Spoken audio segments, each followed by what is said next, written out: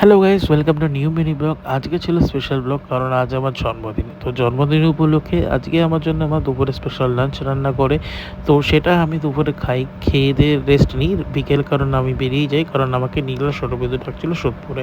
তো আমি নেমে সোদপুরে মার্কেটে হাঁটতে হাঁটতে ফের আমি সোদপুর মার্কেট ক্রস করে ঢুকে পড়ি সোদপুর স্টেশন, কারণ ওরা আমাকে স্টেশনে ডেকেছিল। তো আমি স্টেশনে বসে ওদের জন্য ওয়েট করতে করতে ফের নীলা সৌর চলে আসে আমার জন্য কেক নিয়ে।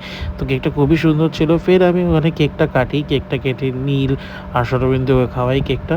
ফের ওখান থেকে কেটে আমরা বেরিয়ে পড়ি সোদপুর জুডিও দিকে যাওয়ার জন্য দ্রুত ধরে। তো ফের আমরা ওখান থেকে সোদপুর জুডিওর সামনে পৌঁছাই এবং আমরা ঢুকতে গিয়ে জানতে পারি যে জুডিওটা বন্ধ কাজের জন্য। তো কী করবো, তো সেখান থেকে বেরিয়ে খিদে পাচ্ছিলো বলে পাশে একটা চাটের দোকানে যাই। তো সেখান থেকে কিছু চাট আইটেম অর্ডার করি। বাট সত্যি কথা বলতে গেলে খাওয়া দাওয়াটা আমাদের খুব একটা পছন্দ হলো না, খেয়ে দেখতে ভালো লাগেনি।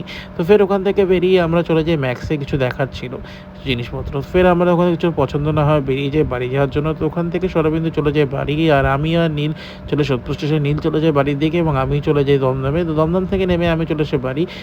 গাইস, তোমাদের যদি ভিডিওটা ভালো লেগে থাকে প্লিজ লাইক শেয়ার সাবস্ক্রাইব করো। তো তোমাদের সাথে দেখা হচ্ছে আরও কিছু নেক্সট মিনি ব্লগের সাথে।